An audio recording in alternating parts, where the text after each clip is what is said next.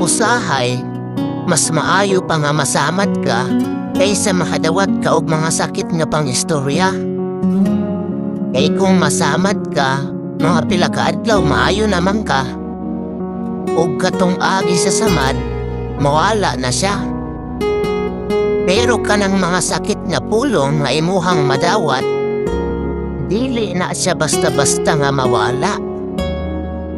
Kay magpabilin na sa imuhang dughan angtod sa hangtod. Bisan pa man og malimtan na nimo na tungod sa kadugay sa panahon, na ay mga sitwasyon nga mahuna-hunaan nimo na siya. Every time nga magkita mo o magsugat mo, mahinumduman ra gihapon nimo na.